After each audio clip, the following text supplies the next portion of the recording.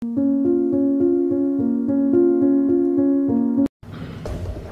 yang ngomong presiden dipilih 3 periode, itu ada 3 menurut saya.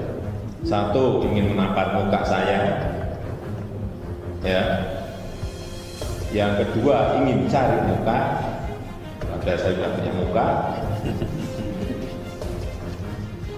Yang ketiga, ingin menjerumuskan. Nah ya kan ya, bergeraknya memang biasanya baru di bulan Juli itu baru nanti mulai agak meroket itu September, Oktober, pas November disuruh gini-gini kubur.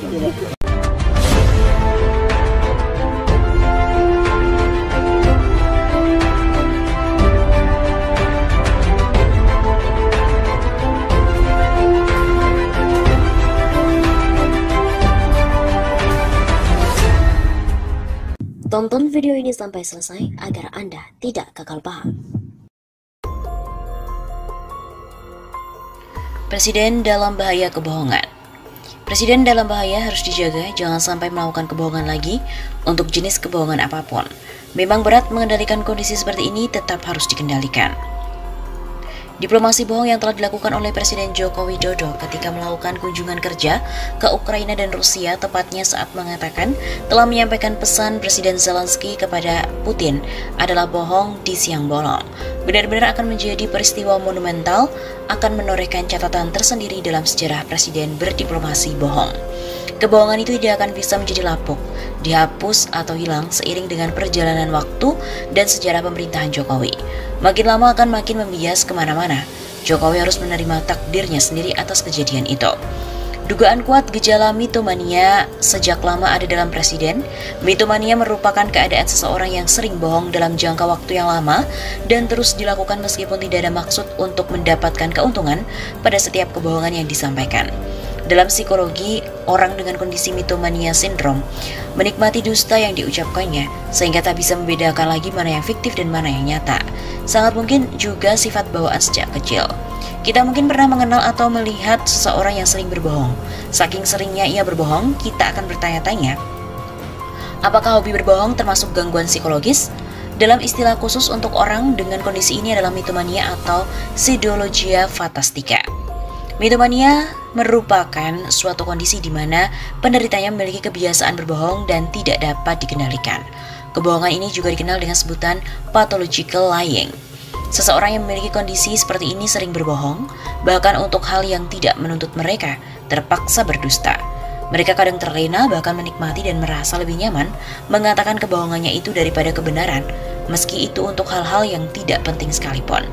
Apalah ketika Presiden Jokowi berbohong di Moskow bahwa dirinya telah menyampaikan pesan Presiden Zelensky kepada Presiden Putin, langsung kita vonis Presiden bersalah? Pertanyaan itu bisa didekatkan dengan definisi bahwa penderita mitomania juga seringkali tidak memiliki motif atau alasan untuk berbohong.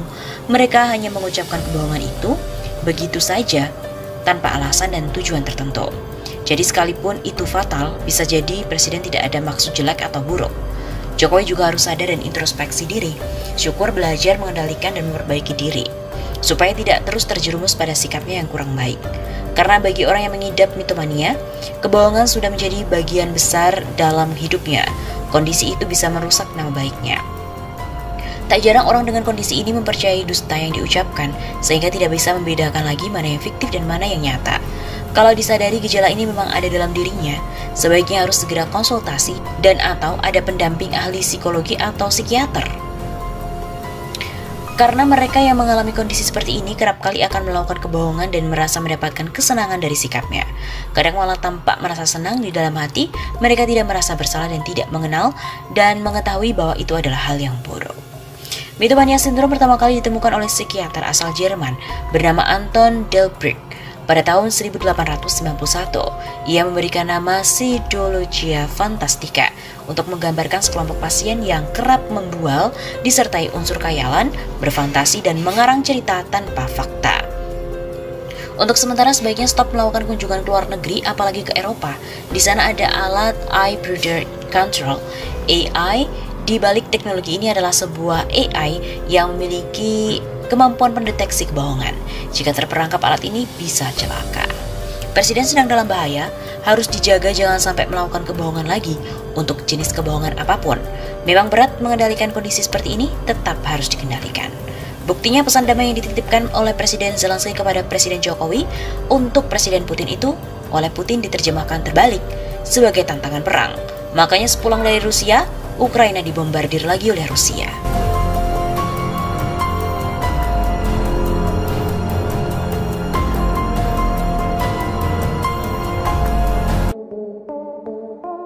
Setelah kunjungan Jokowi dan KTT NATO, Rusia malah membabi buta serang Ukraina dari segala arah. Pasukan Rusia mengintensifkan serangan di wilayah Ukraina, antara lain di Lysychansk, Kharkiv, Kherson, dan juga Mykolaiv pada Kamis 30 Juni kemarin. Dilansir melalui tribunwow.com, penyerangan ini terjadi setelah kunjungan Presiden RI Joko Widodo dan KTT NATO di Madrid, Spanyol selesai dilaksanakan pada hari sebelumnya. Sejumlah kerugian yang dialami Ukraina baik dari korban tewas maupun dikuasainya target penting oleh Rusia. Namun dilaporkan Reuters di Kherson, pasukan Ukraina dikabarkan telah memberikan perlawanan sengit. Di wilayah Kherson Selatan, pasukan Ukraina melawan balik dengan serangan artileri mereka sendiri, kata Oleksiy Arestovich, penasihat Presiden Ukraina dalam sebuah video yang diposting secara online. Lysychansk yang berada di wilayah Luhansk, timur Ukraina ini menjadi target utama setelah Rusia berhasil menguasai kota kembarannya, Severodonetsk. Pasukan Rusia berusaha mengepung Lysychansk untuk merebut seluruh wilayah Donbas yang terdiri dari provinsi Donetsk dan juga Luhansk. Pihak berwenang Ukraina mengatakan mereka berusaha untuk mengevakuasi penduduk dari kota Lysychansk, di mana sekitar 15.000 orang tetap berada di bawah pengeboman tanpa henti. Pertempuran terjadi sepanjang waktu, Rusia terus-menerus menyerang, tidak ada kata menyerah, kata Gubernur Regional Serhiy Gaidai kepada televisi Ukraina. Ia kemudian menulis di akun Telegram dan mengabarkan bahwa pasukan Rusia telah menyerang kilang minyak Lysychansk pada Kamis 30 Juni pagi hari. Sementara itu, menurut kantor berita Rusia RIA Novosti, Duta Besar Republik Rakyat Luhansk yang memproklamirkan diri mengatakan bahwa kilang minyak Lysychansk sekarang sepenuhnya dikendalikan oleh pasukan Rusia dan pro-Rusia. Selain itu, sejumlah jalan menuju Lysychansk juga diklaim sudah berada di bawah kendali mereka. Serangan rudal dan penembakan juga terjadi di wilayah Mykolaiv Selatan yang dekat dengan garis depan dan Laut Hitam. Wali kota dari Mykolaiv mengatakan sebuah rudal Rusia telah menewaskan sedikitnya 5 orang di sebuah bangunan perumahan di sana. Sementara Moskow mengatakan pasukannya telah menghantam lokasi yang disebutnya sebagai pangkalan pelatihan tentara bayaran asing di wilayah itu. Militer Ukraina juga menyebutkan bahwa serangan di kota timur laut Kharkiv berlanjut dengan tembakan dari tank, mortir, dan rudal. Video menunjukkan polisi dan pekerja darurat memeriksa sisa-sisa pabrik yang hancur dan bangunan tempat tinggal rusak di Kharkiv pada hari Rabu. Di mana, mengapa dan apa yang mereka atau Rusia targetkan belum jelas. Kami mencari tahu kemana mereka membidik karena tidak ada unit militer di daerah tersebut, kata Volodymyr Timoshko, kepala polisi wilayah Kharkiv kepada Reuters. Sebuah video yang diambil dari rekaman kamera CCTV merekam jelas rudal Amerika Serikat 4 milik Rusia menghantam pusat perbelanjaan di Kremenchuk, Ukraina. Dilansir melalui redaksi, pihak Rusia sebelumnya berdalih ledakan tersebut menyebar dari target militer gudang senjata di dekat lokasi. Namun bukti yang dihimpun belum lama ini mengatakan klaim Rusia yang mengaku tidak menargetkan infrastruktur sipil.